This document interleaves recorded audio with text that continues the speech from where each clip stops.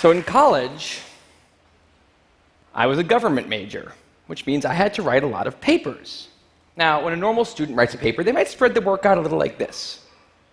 So, you get started maybe a little slowly, but you get enough done in the first week that with some heavier days later on, everything gets done and things stay civil. And I would want to do that like that. That would be the plan. I would have it all ready to go, but then actually the paper would come along, and then I would kind of do this. And that would happen every single paper. But then came my 90-page senior thesis, a paper you're supposed to spend a year on. I knew for a paper like that, my normal workflow was not an option. It was way too big a project. So I planned things out, and I decided I kind of had to go something like this. This is how the year would go. So I'd start off light, and I'd bump it up in the middle months. And then at the end, I would kick it up into high gear. It's just like a little staircase. How hard could it be to just walk up the stairs? No big deal, right? But then, funniest thing happened. Those first few months, they came and went, and I couldn't quite do stuff. So we had an awesome new revised plan. But then those middle months actually went by, and I didn't really write words. And so we were here. And then 2 months turned into 1 month, which turned into 2 weeks. And one day I woke up with 3 days until the deadline, still not having written a word, and so I did the only thing I could. I wrote 90 pages over 72 hours, pulling not one but 2 all-nighters. Humans are not supposed to pull 2 all-nighters. Sprinted across campus, dove in slow motion, and got it in just at the deadline. I thought that was the end of everything. But a week later, I get a call. And it's the school. And they say, "Is this Tim Urban?" And I say, "Yeah." And they say, "We need to talk about your thesis." And I say, "Okay." And they say, "It's the best one we've ever seen."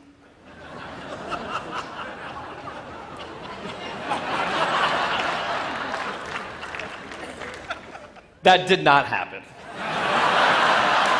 It was a very, very bad thesis. I just wanted to enjoy that one moment when all of you thought, "This guy is amazing." No, it was very, very bad. Anyway, today I'm a writer, blogger guy. I write the blog Wait, But Why? And a couple of years ago, I decided to write about procrastination. My behavior has always perplexed the non-procrastinators around me, and I wanted to explain to the non-procrastinators of the world what goes on in the heads of procrastinators and why we are the way we are. Now, I had a hypothesis that the brains of procrastinators were actually different than the brains of other people.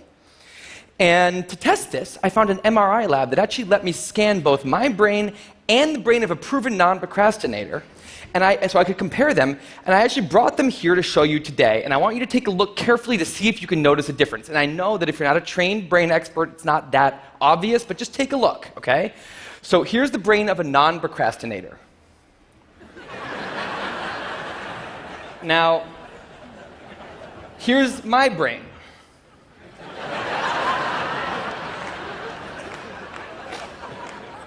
There is a difference. Both brains have a rational decision maker in them, but the procrastinator's brain also has an instant gratification monkey. Now, what does this mean for the procrastinator? Well, it means everything's fine until this happens. So the rational decision maker will make the rational decision to do something productive, but the monkey doesn't like that plan. So he actually takes the wheel, and he says, "Actually, let's read the entire Wikipedia page of the Nancy Kerrigan-Tanya Harding scandal, because I just remembered that happened." Then we're going to go over to the fridge. We're going to see if there's anything new in there since 10 minutes ago.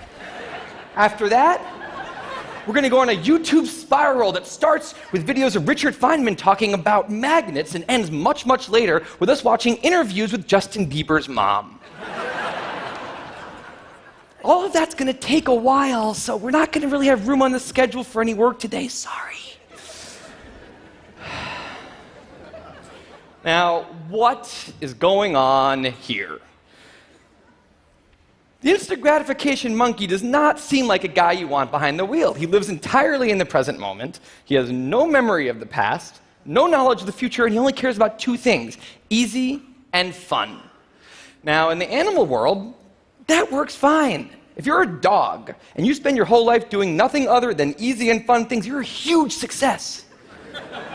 And to the monkey, humans are just another animal species he has to keep well slept, well fed, and propagating into the next generation, which in tribal times might have worked okay. But if you haven't noticed, now we're not in tribal times. We're in an advanced civilization, and the monkey does not know what that is, which is why we have another guy in our brain, the rational decision maker, who gives us the ability to do things no other animal can do. We can visualize the future. We can see the big picture. We can make long-term plans. And he wants to take all of that into account. And he wants to just have us do whatever makes sense to be doing right now. Now, sometimes it makes sense to be doing things that are easy and fun, like when you're having dinner or going to bed or enjoying well-earned leisure time. That's why there's an overlap. Sometimes they agree.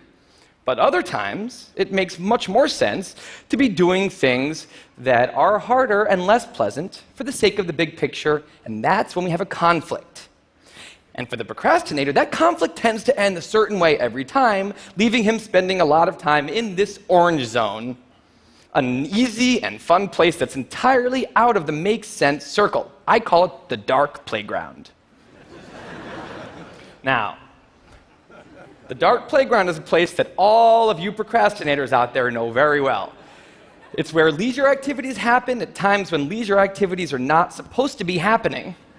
The fun you have in the dark playground isn't actually fun because it's completely unearned, and the air is filled with guilt, dread, anxiety, self-hatred, all those good procrastinator feelings. And the question is, in this situation, with the monkey behind the wheel, how does the procrastinator ever get himself over here to this blue zone? A less pleasant place, but where really important things happen.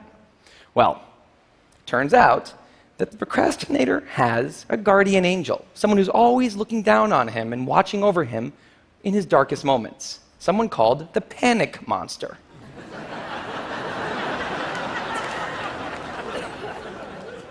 Now, the panic monster is dormant most of the time, but he suddenly wakes up anytime a deadline gets too close or there's danger of public embarrassment, a career disaster, or some other scary consequence. And importantly, he's the only thing that the monkey is terrified of. Now, he became very relevant in my life pretty recently because the people of TED reached out to me about 6 months ago and invited me to do a TED Talk.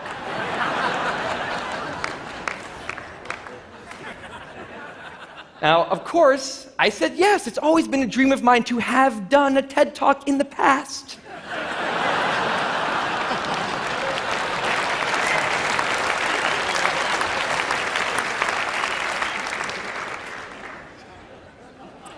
But in the middle of all this excitement, the rational decision maker seemed to have something else in his mind. He was saying, are we clear on what we just accepted? Do we get what's going to be now happening one day in the future? We need to sit down and work on this right now.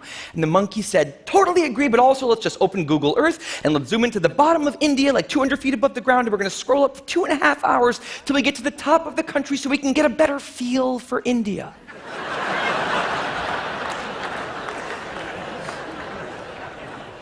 So that's what we did that day.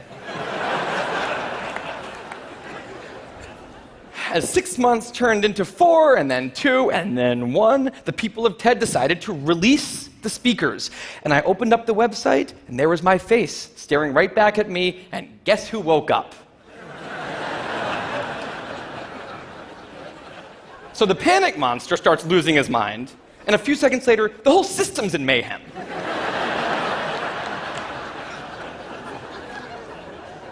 And the monkey, who, remember, he's terrified of the panic monster, boom, he's up the tree.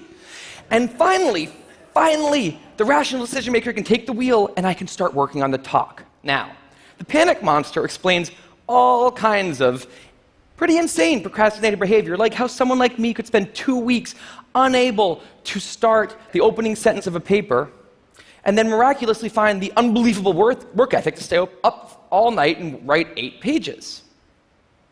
And this entire situation with the 3 characters, this is the procrastinator's system. It's not pretty, but in the end, it works. And this is what I decided to write about on the blog just a couple years ago. Now, when I did, I was amazed by the response.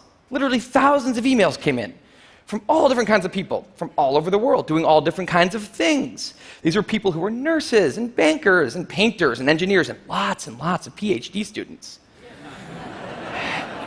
And they were all writing saying the same thing. I have this problem too.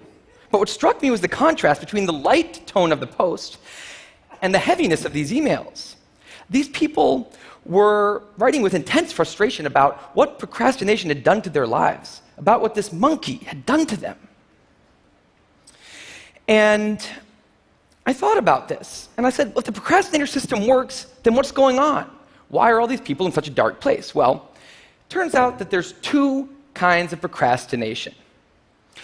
Everything I've talked about today, the examples I've given, they all have deadlines. And when there's deadlines, the effects of procrastination are contained to the short term because the panic monster gets involved. But there's a second kind of procrastination that happens in situations when there is no deadline. So if you want to have a career where you want to be a self-starter, something in the arts, something entrepreneurial, there's no deadlines on those things at first because nothing's happening at first, not until you've gone out and done the hard work to get some momentum, to get things going.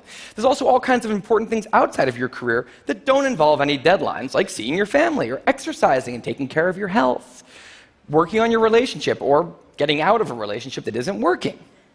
Now, if the procrastinator's only mechanism of doing these hard things is the panic monster, that's a problem because in all of these non-deadline situations, the panic monster doesn't show up. He has nothing to wake up for. So the effects of procrastination, they're not contained. They just extend outward forever.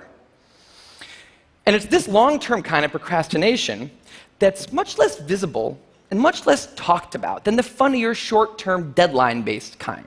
It's usually suffered quietly and privately. And it can be the source of a huge amount of long-term unhappiness and regrets. And I thought, that's why these people are emailing, and that's why they're in such a bad place. It's not that they're cramming for some project. It's that long-term procrastination has made them feel like a spectator at times in their own lives. The frustration was not that they couldn't achieve their dreams, it's that they weren't even able to start chasing them. So I read these emails, and I had a little bit of an epiphany that I don't think non-procrastinators exist. That's right. I think all of you are procrastinators. Now, you might not all be a mess, like some of us. And some of you may have a healthy relationship with deadlines. But remember, the monkey's sneakiest trick is when the deadlines aren't there. Now, I want to show you one last thing. I call this a life calendar. That's one box for every week of a 90-year life. That's not that many boxes, especially since we've already used a bunch of those. So I think we need to all take a long, hard look at that calendar. And we need to think about what we're really procrastinating on, because everyone is procrastinating on something in life. We need to stay aware of the instant gratification monkey. That's a job for all of us. And because there's not that many boxes on there, it's a job that should probably start today. Well, maybe not today, but sometime soon. Thank you.